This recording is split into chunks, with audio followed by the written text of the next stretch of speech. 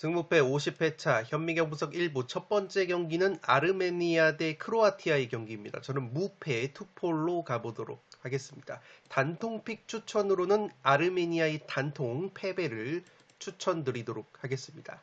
지금 보시는 통계적인 내용은 화면을 멈추셔서 구독자 여러분들이 확인을 해 주시기 바랍니다. 시간 관계상 빠르게 살롱 코멘트로 넘어가서 분석을 진행을 하도록 하겠습니다. 지금 보시는 현미경 분석 자료는 풋볼살롱 유튜브 멤버십 킹 등급으로 가입을 하시면 네이버 카페에서 빠르고 편하게 확인을 하실 수 있습니다.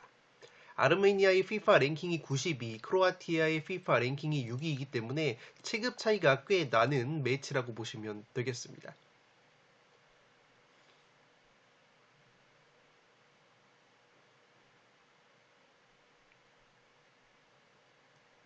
살롱 코멘트로 정리를 해드리면 튀르키예전에서 수비 뒷공간을 노출을 했었던 아르메니아라고 보시면 되겠습니다. 지금 보시는 것처럼 튀르키예를 상대로 이렇게 수비 뒷공간을 노출을 하면서 두 차례나 실점 위기를 맞았던 아르메니아이기 때문에 기본적으로 수비 뒷공간에 대한 리스크, 수비가 조금은 불안한 면이 있는 아르메니아라고 보시면 되겠습니다.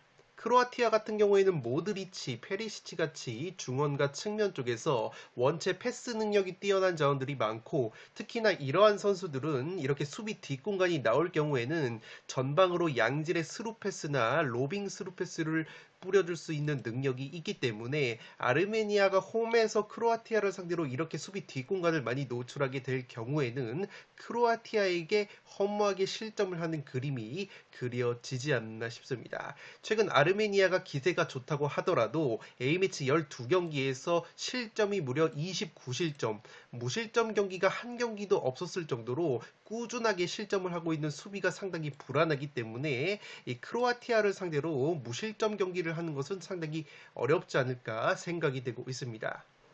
아르메니아가 최근에 웨일스 원정에서 4대2 승리, 직전 튀르키예 원정에서도 1대1 무승부를 거두면서 자신들보다 FIFA 랭킹과 체급이 높은 팀들을 상대로 모두 원정에서 이변을 연출을 했습니다. 그만큼 최근에 아르메니아도 기세가 좋기 때문에 이 무승부를 깔고 가는 것이라고 보시면 되겠는데 이 두 팀들보다 크로아티아는 공수 밸런스가 더 뛰어나고 체급도 한 단계 더 높다고 보시면 되기 때문에 단통픽으로는 여전히 크로아티아의 단통 승리를 추천드리도록 하겠습니다. 직전 크로아티아가 라트비아 상대로 5대0 대승을 거뒀는데 전반에만 3골을 넣으면서 후반전에 일찌감치 교체 카드를 활용을 하면서 주전 자원들의 체력 안배까지 맞췄다고 보시면 되겠습니다. 다만 제가 그래도 아르메니아의 무승부까지 가져가는 이유는 이렇게 보시면 크로아티아 역시 라트비아전에서 수비 뒷공간을 노출을 하면서 실점 위기를 맞았던 장면이 있기 때문에 아르메니아 같은 경우에는 라트비아보다도 공격 상황에서 한방 마무리를 보여줄 수 있는 자원이 많기 때문에 크로아티아 역시 아르메니아를 무시했다가는 이렇게 수비 뒷공간을 노출을 하면서 아르메니아의 좋은 골 결정력 앞에 실점을 하는 그림이 그려지지 않나 싶습니다. 또한 지금 보시는 것처럼 크로아티아와 아르메니아가 비교적 최근에 맞대결을 펼친 적이 있는데 1대1 무승부를 거두면서 아르메니아가 무승부 이변을 연출을 했었다고 보시면 되겠습니다. 2021년 친선 경기였는데 2년 전 친선 경기에서 크로아티아가 홈에서 점유율을 68%나 가져갔지만 아르메니아에게 1대1로 덜미가 잡히면서 무승부를 한번 거뒀던 매치업이기 때문에 최근에 아르메니아의 기세까지 고려를 한다면 이 무승부 정도는 충분히 바치고 갈 만한 매치라고 생각이 되고 있습니다. 당시 평가전에서도 크로아티아의 주전 멤버들이 대다수가 출전을 했었기 때문에 아르메니아가 굉장히 좋은 경기력을 보여줬었다고 보시면 되겠습니다. 또한 최근에 크로아티아가 A매치 10경기 기준으로 봤을 때 공식 결과, 그러니까 승부차기 승리 혹은 패배도 공식 결과는 무승부이기 때문에 공식 결과만 따지고 보면은 무승부가 5차례나 있었을 정도로 최근에 무승부 빈도가 조금은 높은 크로아티아이기 때문에 이러한 점까지 고려를 한다면 이 경기는 무승부도 충분히 가져갈 만한 매치라고 생각이 됩니다. 1번 경기는 무패 투폴로 가는데 단통 픽으로는 아르메니아의 단통 패배를 추천드리도록 하겠습니다. 두 번째 경기는 라트비아 대 웨일스의 경기인데 라트비아의 단통 패배로 가보도록 하겠습니다. 독식 픽으로는 무승부까지 추천을 드리면서 무패를 추천드리도록 하겠습니다. 라트비아의 FIFA 랭킹이 134위, 웨일스가 35위이기 때문에 이 체급 차이는 굉장히 많이 나는 매치라고 보시면 되겠습니다.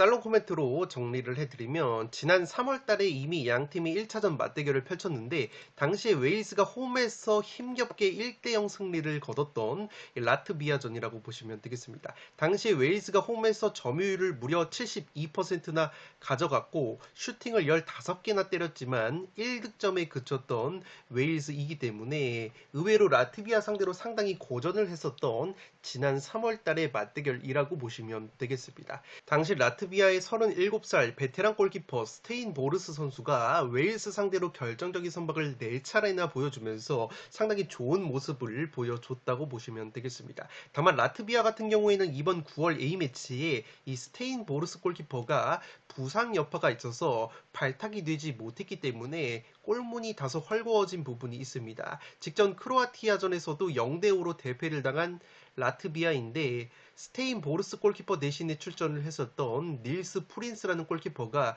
기대 이하의 활약을 보여줬다고 보시면 되겠습니다. 이 닐스 프린스 같은 경우에는 A매치가 경험이 3경기밖에 없는 골키퍼이기 때문에 굉장히 경험적인 측면에서 스테인 보르스 골키퍼에 미치지 못하는 부분이 있고 라트비아의 또 다른 골키퍼 즈비에드리스 선수 같은 경우에는 A매치 경험 자체가 없고 오졸스라는 골키퍼가 그나마 A매치 15경기를 소화를 했지만 확실히 이 스테인 보르스라는 베테랑 골키퍼보다는 안정감이 떨어지는 라트비아의 골문이기 때문에 지난 웨일스 원정에서 라트비아가 보여줬었던 끈적한 수비력, 특히나 이 스테인 모르스 골키퍼의 선방이 이번 경기 없다면 라트비아가 제 아무리 홈경기라고 할지라도 웨일스의 공세를 버텨내기에는 굉장히 어려운 경기가 될 것으로 생각이 됩니다.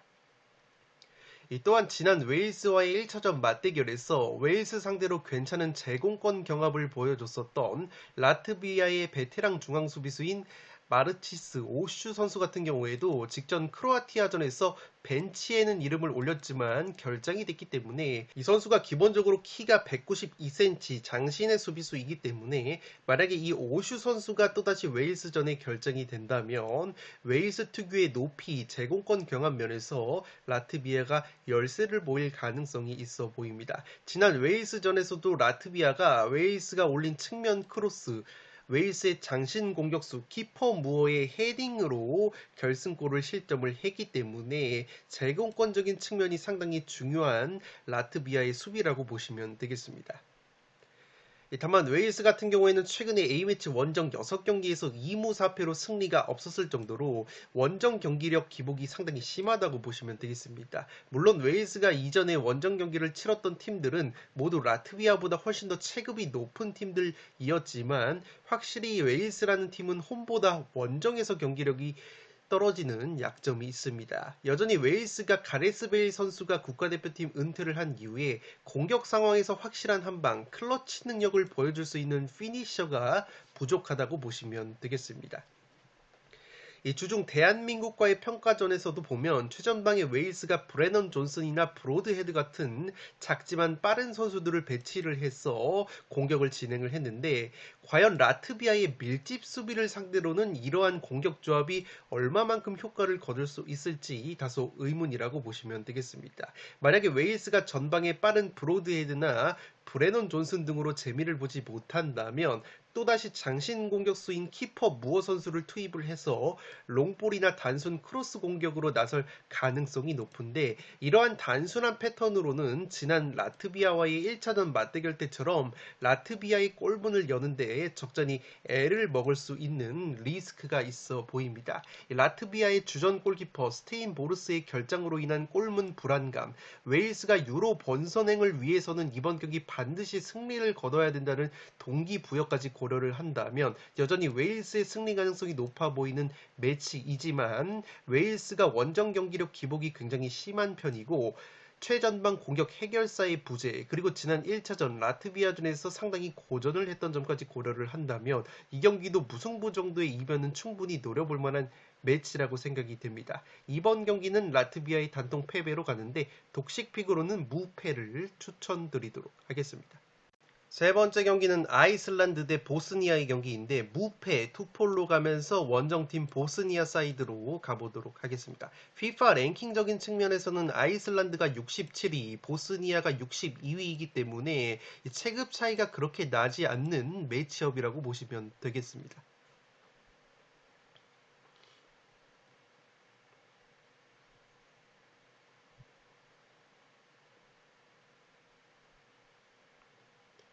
살롱 코멘트로 정리를 해드리면 양팀 모두 중앙 수비 쪽 공백이 불가피하다고 보시면 되겠습니다. 다만 중원과 공격 퀄리티 면에서 다소 앞서는 보스니아가 근소하게 유리한 경기를 할 것이라고 생각이 되고 있습니다. 아이슬란드 같은 경우에는 191cm의 주전 중앙 수비수인 마그누손 선수가 직전 룩셈부르크전에서 퇴장을 당하면서 이번 경기 징계로 결정이 된다고 보시면 되겠습니다.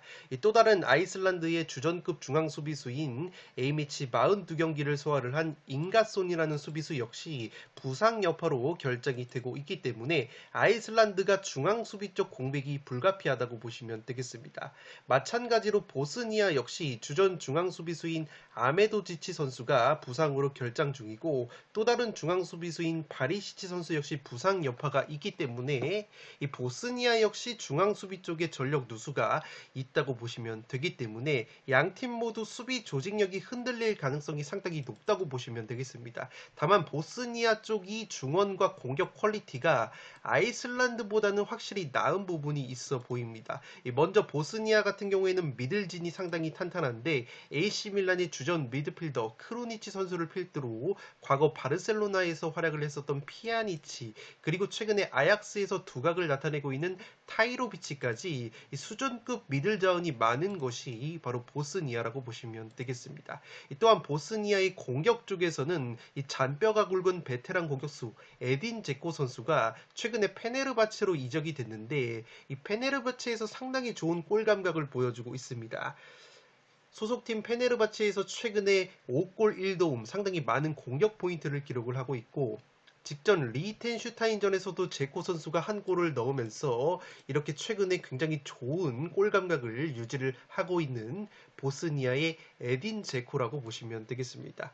또한 보스니아 같은 경우에는 제코 선수뿐만 아니라 독일 분데스리가 아우크스부르크에서 활약을 하고 있는 데미로비치라는 측면 공격수 역시 최근에 3경기 연속으로 소속팀에서 공격 포인트를 올리면서 좋은 감각을 이어가고 있습니다. 지금 보시는 것은 양 팀이 지난 1차전 맞대결에서 보스니아가 3대0으로 승리를 거뒀던 장면인데, 당시에 보스니아가 이렇게 아이슬란드의 왼쪽 측면을 계속해서 공략을 하면서 3골을 만들어 냈었기 때문에 기본적으로 아이슬란드가 측면 수비에 약점이 있다고 보시면 되겠습니다.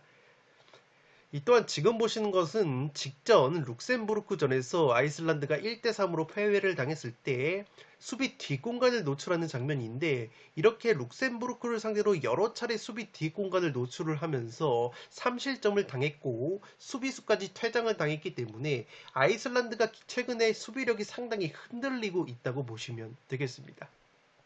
이렇게 최근에 아이슬란드가 자신들과 체급이 비슷하다고 볼 수 있는 보스니아, 룩셈부르크를 상대로 모두 3실점을 당하면서 이 측면 수비와 수비 뒷공간 노출이라는 약점을 드러냈는데, 이 공통점은 뭐냐면 이 보스니아와 룩셈부르크전 모두 아이슬란드가 오히려 점유율을 더 높게 가져가면서 경기 자체는 아이슬란드가 주도를 했었다고 보시면 되겠습니다.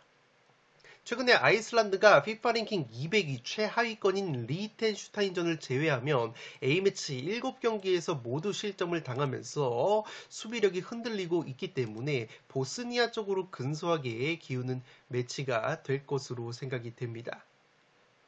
중원과 공격 자원들의 퀄리티 그리고 컨디션에서 앞서는 보스니아가 보다 유리한 경기를 할 것이라고 생각은 되는데 제가 무승부까지 가져가는 이유는 보스니아가 최근에 원정 경기 성적이 좋지 못한 부분이 있습니다. A매치 원정 경기에서 보스니아가 7경기 3무 4패 승리가 없었을 정도로 기본적으로 원정 기복이 매우 심한 보스니아이기 때문에 이 무승부 보험은 충분히 가져갈 만한 매치라고 생각이 되고 있습니다. 3번 경기는 무패 투폴로 가보도록 하겠습니다.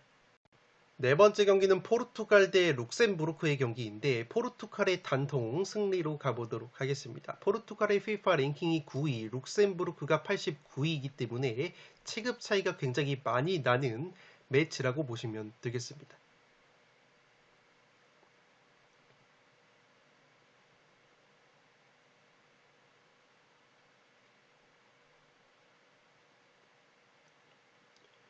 살롱 코멘트로 정리를 해드리면 이 경기는 포르투갈의 주전 공격수이자 팀의 주장을 맡고 있는 크리스티아노 호날두 선수가 이번 경기 경고 누적으로 결장이 되기 때문에 과연 이 경고 누적 결장이 포르투갈의 전력 누수가 될 것인가를 면밀하게 판단을 해볼 필요가 있습니다. 직전 슬로바키아전에서 옐로 카드를 받으면서 호날두 선수가 이번 룩셈부르크전에 경고 누적으로 인해서 결장이 되게 되는데 호날두가 제 아무리 현재 사우디 리그에서 활약을 하고 있고 전성기 때보다 한참 못 미치는 경기력을 보여주고 있지만 현재 포르투갈에서 유로 예선 5골로 팀 내에서 가장 많은 득점을 하고 있는 것이 바로 호날두라고 보시면 되겠습니다. 또한 지난 룩셈부르크와의 1차전 원정 맞대결에서 포르투갈이 6대0 대승을 거뒀었는데 당시에도 호날두 선수가 2골을 넣으면서 대승을 견인을 했었다고 보시면 되겠습니다. 다만 호날두 선수가 직전 슬로바키아전만을 놓고 보면 상당히 저조한 결정력을 보여줬는데 빅찬스 미스가 2번이나 있었고 이 볼 소유권 역시 12번이나 잃어버리면서 경기력 자체가 그리 썩 좋지 못했던 호날두라고 보시면 되겠습니다. 그렇다면 호날두가 결장이 됐을 때 포르투갈이 이 호날두 대신에 나올 수 있는 공격 자원들이 과연 얼마만큼의 퀄리티를 보여줄 수 있을까 살펴보면 지금 포르투갈의 공격진에는 리버풀의 조타, 바르셀로나로 임대가 된 주앙 펠릭스, PSG에서 임대 생활을 하고 있는 곤살로 하모스, 이 브라가에서 좋은 모습을 보여주고 있는 호르타까지 여전히 많은 공격 자원들을 보유를 하고 있다고 보시면 되겠습니다. 반대로 룩셈부르크는 최근에 유로 예선 3연승의 상승세를 타고 있지만 주전 중앙 미드필더인 마틴스 선수가 이번 경기 경고 누적으로 결정이 되기 때문에 중원 공백이 예상이 되고 있습니다. 룩셈부르크가 최근에 A매치에서 자신들보다 체급이 높은 팀들을 상대로 굉장히 선전을 하고 있는데 이 튀르키예 원정 3대3 무승부, 헝가리와의 홈경기 2대2 무승부, 슬로바키아 원정 0대0 무승부, 보스니아 원정 2대0 승리를 거뒀다고 보시면 되겠습니다. 다만 이번 상대인 포르투갈 같은 경우에는 앞서 말씀을 드렸던 팀들보다 훨씬 더 체급이 높은 팀들이고 제 아무리 호날두가 빠진다고 하더라도 룩셈부르크가 포르투갈 상대로 원정에서 이변을 연출하기에는 상당히 버겁지 않나 싶습니다. 최근에 포르투갈이 공격력이 아쉬운 점이 있지만 5경기 연속 무실점을 보여줄 정도로 여전히 수비 정직력이 살아있는 포르투갈이라고 보시면 되겠고 무엇보다 최근에 룩셈부르크와의 A매치 10경기에서 무려 10연승 압도적인 천정 면모까지 있는 포르투갈이기 때문에 제 아무리 호날두 선수가 빠진다고 할지라도 이 공격 자원들이 많은 포르투갈이라는 점에서 4번 경기는 포르투갈의 단통 승리로 가보도록 하겠습니다. 5번 경기는 슬로바키아 대 리히텐슈타인의 경기인데 슬로바키아의 단통 승리로 가보도록 하겠습니다. 슬로바키아의 FIFA 랭킹이 47위, 리히텐슈타인이 200위이기 때문에 체급 차이가 굉장히 많이 나는 매치라고 보시면 되겠습니다.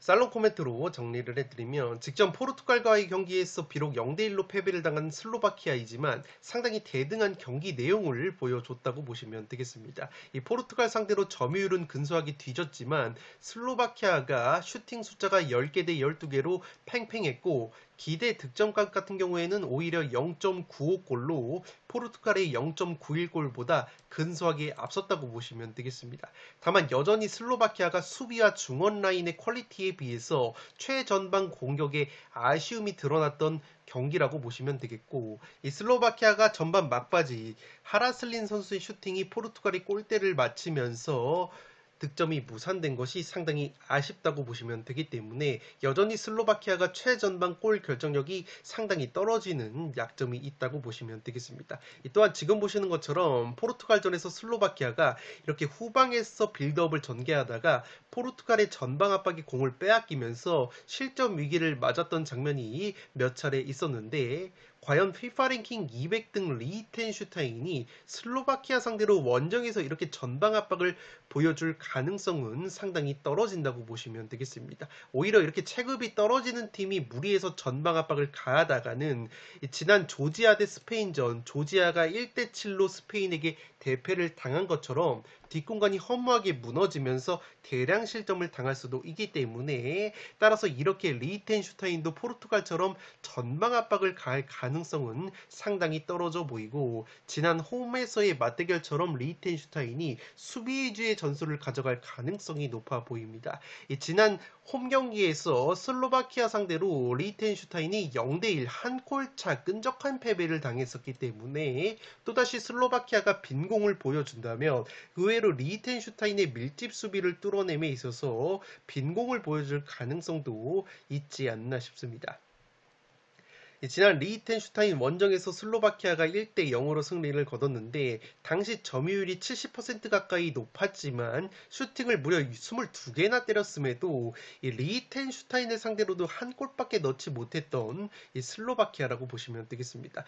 따라서 슬로바키아가 자신들이 오히려 수비에 좀 더 치중해야 되는 강팀과의 경기에서는 특유의 수비 조직력과 중원 퀄리티를 앞세워서 좋은 경기력을 보여주지만 자신들이 주도적으로 경기를 해야 되는 언더독과의 경기에서는 답답한 공격력을 보여주는 경향이 있다고 보시면 되겠습니다. 2022년 9월 네이션스리그 홈 경기 벨라루스전에서도 슬로바키아가 점유율을 75% 가져갔지만 1대1 무승부에 그쳤고 지난 3월달 룩셈부르크와의 유로 예선 홈 경기에서도 0대0 무승부에 그쳤던 슬로바키아이기 때문에 자신들보다 언더독을 상대할 때 경기를 주도적으로 끌고 가다가 무승부로 통수를 치는 경향이 종종 있다고 보시면 되겠습니다.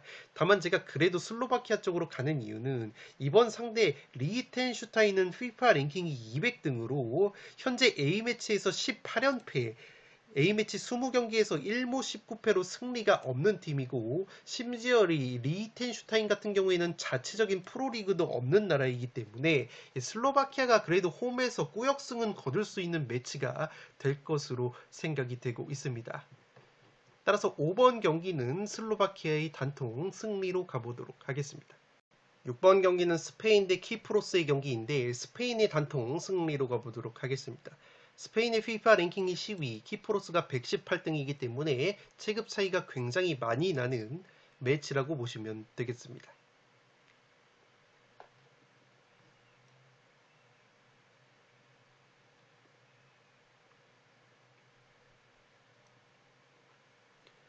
살롱 코멘트로 정리를 해드리면 스페인이 최근 가장 큰 약점이었던 것이 바로 골 결정력인데 직전 조지아 원정에서 모처럼 7대1 대승을 거두면서 완벽하게 골 결정력을 끌어올렸다고 보시면 되겠습니다. 직전 조지아전에서 스페인의 주포 공격수 모라타 선수가 3골 해트트릭을 기록을 했고 이 모라타 선수 외에도 다니 올모, 야말, 니코 윌리엄스 같이 핵심 공격자들이 모두 골맛을 본 스페인이기 때문에 굉장히 보약을 먹었다고 보시면 되겠습니다. 반대로 키프로스 같은 경우에는 또다시 수비 불안을 노출하면서 홈에서 스코틀랜드에게 0대3으로 완패를 당했습니다. 현재 키프로스가 유로 예선 A조에서 4전 전패, 꼴찌가 상당히 유력한데 최근에 A매치 8경기에서 무려 실점이 22실점이나 됐을 정도로 무실점 경기가 없는 이 키프로스의 불안한 수비력이라고 보시면 되겠습니다.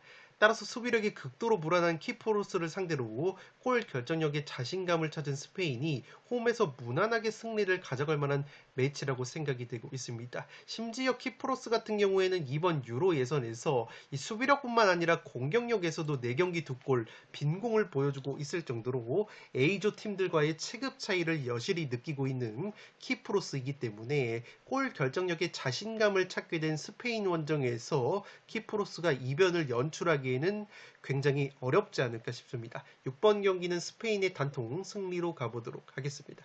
현미경 분석 일부 마지막 경기는 7번 경기로 들어온 노르웨이 대 조지아의 경기입니다. 노르웨이 단통 승리로 가보도록 하겠습니다. 투폴 추천으로는 무승부까지 추천을 드리도록 하겠습니다. 이 노르웨이의 FIFA 랭킹이 44위, 조지아의 FIFA 랭킹이 78위이기 때문에 이 체급 차이가 의외로 그렇게까지 많이 나는 매치는 아니라고 보시면 되겠습니다.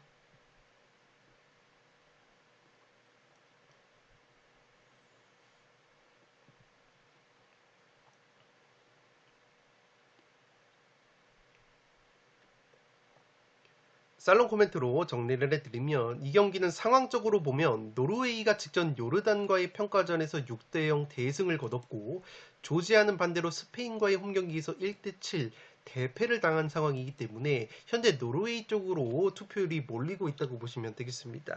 또한 노르웨이 입장으로서는 지난 3월달 조지아와의 맞대결 1대1 무승부를 거뒀을 때 결장이 됐었던 에이스 공격수 맨시티의 엘링 홀란드 선수가 이번 경기 출전이 가능하다는 점 역시 노르웨이 쪽으로 무게가 기우는 요소라고 보시면 되겠습니다.